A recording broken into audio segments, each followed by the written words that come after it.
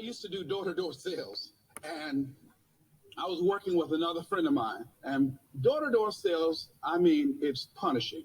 It's cruel and unusual punishment. And I was a little boy knocking on the door.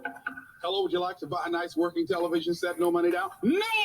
Bam! They slammed the door in your face. And the friend working with me, they slammed the door in his face, and I looked back, and he was going to the car. He said, I can't do this. And he sat down in the car, and he said, you go ahead. I'll be here when you get back. Now, he had a mother and father to take care of him. My mother was ill. I am adopted. I was hungry.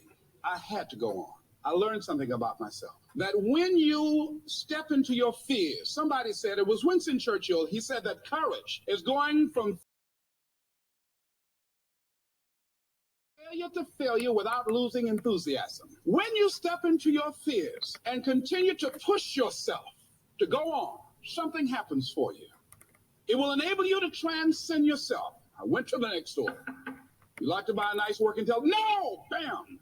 Went to the next one. No! Bam! After a while, I no longer took it personally. I began to play a game. I said, well, I know there's a yes out here somewhere, and I'm going to keep on till I find it. And I'm not going home until I do. And I continued to knock on doors. And then somebody eventually would say yes. And I said, are you sure? And I would go in there and I would get the sale. When you have something you want to do, if you don't develop the courage to do that which has been given you to do, and you spend a lot of time going around trying to convince other people or trying to get their approval, what will happen is that you will lose your nerve. And other people will convince you that what you're doing doesn't have any value, and you'll give up on your dream. It's an interesting thing about life, I've also found, that if you don't have the courage to act, sometimes and particularly if you have something special to do, life will move on you. Abraham Maslow said that the life is about growth. And he said, you can either go back to your comfort zone, and there you won't find any growth, or you must be willing to go forward and face your fears again and again and again, because you're never going to have a fear-free existence. I mean, some fear is acceptable and legitimate. There are some things that you really should be afraid of. Now, you shouldn't allow it to immobilize you. You acknowledge it, you take it into account, and you carry yourself accordingly.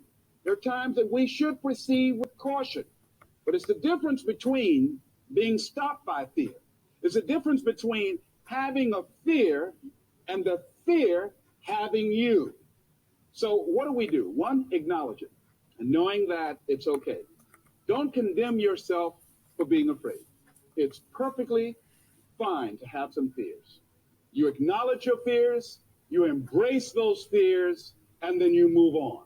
You act on whatever it is that you fear. Because once you embrace it, see, what you resist, and that I was a worthwhile person, even though I didn't have all going for me. I didn't have the money, I didn't have the education that they had. So part of the process is seeing yourself, being worthy, being capable, having what you need to make you a worthwhile person, and that you're more than able, and that you deserve to be listened to, or you deserve to have that dream and that passion and whatever it is that you see and envision there. You've got to see it in your mind's eye and know that you've got what it takes. So deciding as you look at your life, as you look into the future and say, what fears am I holding on to?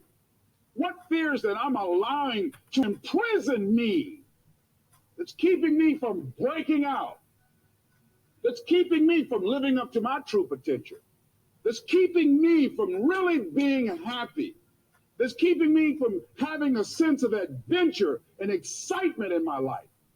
What's keeping me from controlling my destiny? What fears? And I'm giving that permission to. Notice what I said, that we must give our permission to fear to immobilize us. Because whatever discomfort you experience, whatever challenges or difficulty that it is, you got to handle it. Got to go up in there and wrestle with it. Will it be easy? No. Will it be challenging? Yes. The next piece is that you accept yourself, then you accept the fear as a fact and not a force. See, when you accept yourself and you accept fear as a fact, that means that it's something that happens. It's something that you're going to experience, but it is not a force to hold you back. It doesn't have any special power other than that you give it. So you accept the fact that you're afraid, and then you move on anyhow. You move on past it, and you do whatever you've got to do. See, when you are not filling your life with the things that you are capable of doing, see, we all have some stuff that we've been given. And I don't think that it's optional for us to sit on what we have. See, if you're sitting on what you have, what you've been given, and I think everybody's been given something to bring to the planet, that only you can do that. Only you can perform that. Only you can initiate that activity. And if you don't do that, if you're not filling in your life with your life work or your mission, then there are gaps in your life. And what we do when we're not living out our true identity, we begin to fill the gaps. We fill the holes with garbage, alcohol, drugs, worry, self-destructive behavior. So when you begin to look at your life and you know that you're not doing what you can do because you have allowed yourself to be held captive by your fears,